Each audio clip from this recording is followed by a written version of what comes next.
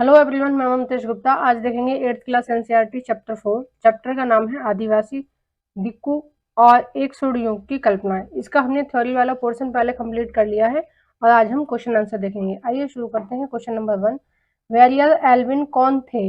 ए अर्थशास्त्री, बी अफसर, सी राजनीतिज्ञ, डी मानव विज्ञानी। तो इसका जो सही आंसर हो जाएगा वो हो जाएगा डी। नेक्स्ट देखते हैं क्वेश्चन नंबर 2, वेरियर एल्विन ने किस समुदाय या जनजाति के लोगों के बीच समय बिताया? यानी कि इन जनजातियों का अध्ययन किया कि इन जनजातियों के जीने का तौर तरीका क्या है, इनकी धर्म संस्कृति क्या है, उस तरह से। तो ए है बैगा, बी है खोन, सी है ए और बी दोनों, और डी है मुंडा। तो इसका जो सही आंसर हो जाएगा वो हो जाएगा सी, ए और बी दोनों। नेक्स्ट देखते हैं क्वेश्चन नंबर 3, बिरसा मुंडा का जन्म किस दशक के मध्य हुआ? ए 1870, बी 1880, सी 1860, डी इनमें से कोई नहीं। तो इसका जो सही आंसर हो जाएगा ये हो जाएगा पहला 1870। देखिए एनसीईआरटी में ऐसे दिया हुआ है कि 1870 दशक में हुआ था बिरसा मुंडा का जन्म। इनकी कोई एग्जैक्ट डेट है नहीं, तो आप लगभग लगभग मान सकते हैं कि 1875 के लगभग लगभग इनका जन्म हुआ होगा। नेक्स्ट देखते हैं क्वेश्चन नंबर 4, बिरसा आंदोलन किन के खिलाफ था? ए महाजनों के खिलाफ, बी हिंदू भूस्वामियों के खिलाफ, सी सरकार, डी ये सभी। तो इसका जो सही आंसर हो जाएगा वो हो जाएगा डी, ये सभी। क्योंकि जो बिरसा थे वो दिक्कू लोगों के खिलाफ अपना आंदोलन कर रहे थे। और दिक्कू कौन थे? दिक्कू थे जंगल से बाहर के लोग, यानी कि जो भी लोग बाहर के थे जो जंगल में आके अपना हस्तक्षेप कर रहे थे, जनजातियों के जीवन को के साथ शोषण कर रहे थे। तो जनजातियों का शोषण कर रहे थे, उनको दिक्कू कहा गया है इस चैप्टर में, और वो ये तीनों थे। नेक्स्ट देखते हैं क्वेश्चन नंबर 5, बिरसा मुंडा कौन थे? ए आंदोलनकारी, बी समाज सुधारक, सी मुंडा जनजाति का प्रतिनिधित्व करने वाले, डी ये सभी। तो इसका जो सही आंसर हो जाएगा वो हो जाएगा डी, ये सभी। नेक्स्ट देखते हैं बिरसा मुंडा का की मृत्यु कब हुई? ए 1900 में, बी 1892 में, 1982 में, सी 1895 में, डी इनमें से कोई नहीं। तो इसका जो सही आंसर हो जाएगा वो हो जाएगा ए 1900 में। ठीक है, और इनकी मृत्यु जो हुई थी वो हैजा की बीमारी से हुई थी। क्वेश्चन नंबर 7, बिरसा मुंडा किन के विचारों से प्रभावित थे?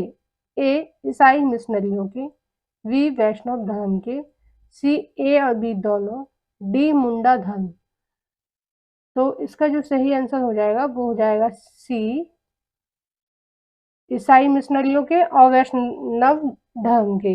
ईसाई मिशनरियों के तो इसलिए प्रभावित थे कि जो उनकी शुरुआती शिक्षा हुई थी वो ईसाई मिशनरियों के पास हुई थी, यानी कि उनके स्कूलों में हुई थी। और बाद में ये वैष्णव धर्म के जो अनुयायी थे उनके साथ रहने लगे थे। तो ये इन दोनों ही धर्मों से प्रभावित थे और उन्होंने यही सीखा इन धर्मों से कि मुंडा जनजाति में जो भी बुराइयां हैं, जैसे शराब पीना है, गंदगी रखना है, इन सब चीजों को दूर करना है, ये सब इन्होंने सीखा वैष्णव धर्म से और ईसाई धर्म से। ठीक है, यहीं से इनको प्रेरणा मिली अपनी जनजाति को सुधारने की और आंदोलन करने की। नेक्स्ट देखते हैं क्वेश्चन नंबर 8, निम्नलिखित जनजातियों और उनके द्वारा किए गए विद्रोहों को सुमेलित कीजिए। ए गुज्जर, देखिए इनका मिलान कर देती हूं मैं। पहला है गुज्जर, गुज्जर कहाँ के थे? पंजाब के थे। बी है लवादी, लवादी कहाँ के थे? आंध्र प्रदेश के थे। ठीक है, और बक्करवाल कश्मीर के थे। और गद्दी कुल्लू के, कुल्लू कहाँ है? हिमाचल में। इसके ऊपर मैंने शॉर्ट वीडियो भी बनाई है, आपने आई होप देखी होगी वो।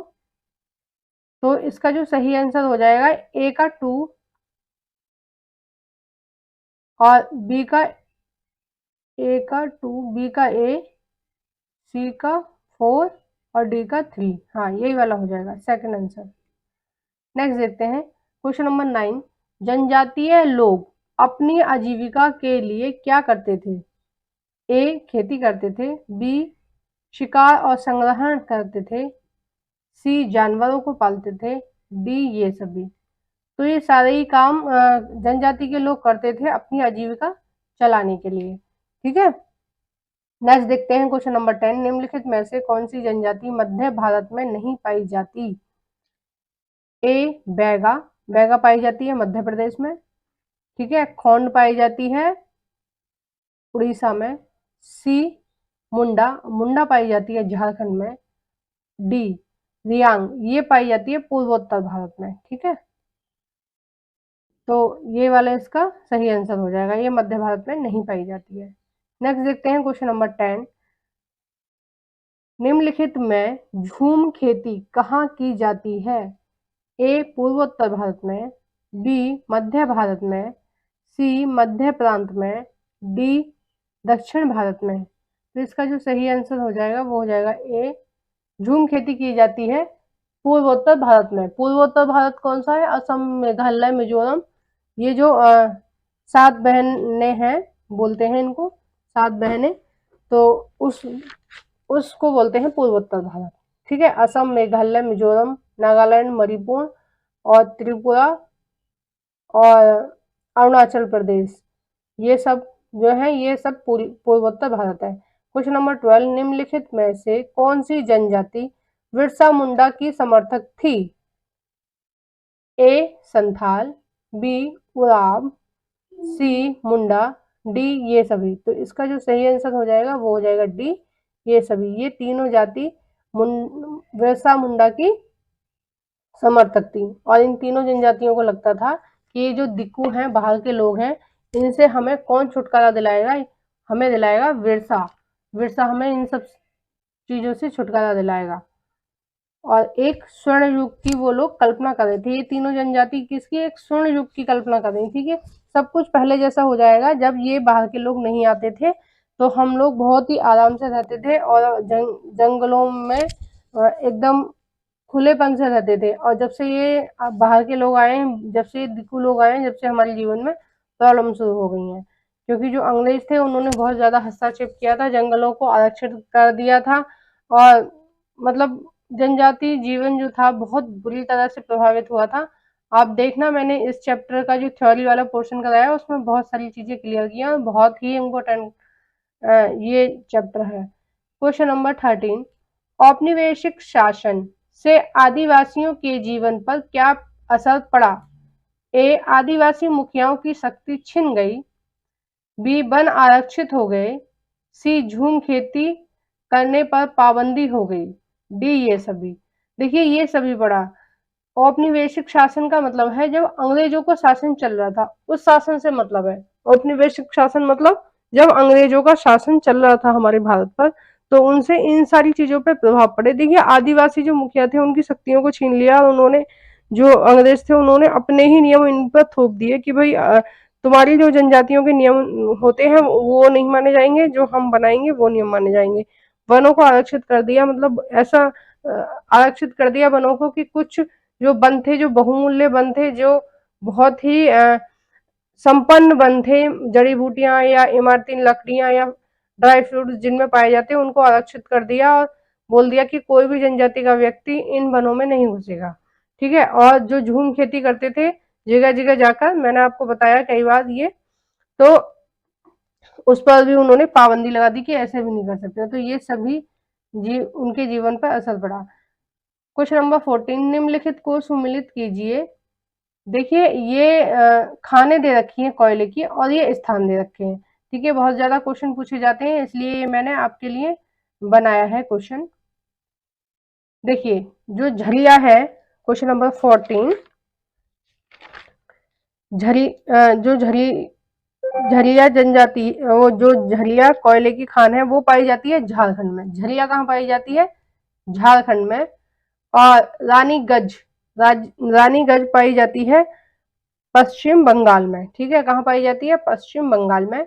और अंधेरी और दमघोटू दोनों कहीं पाई जाती हैं? बिहार में।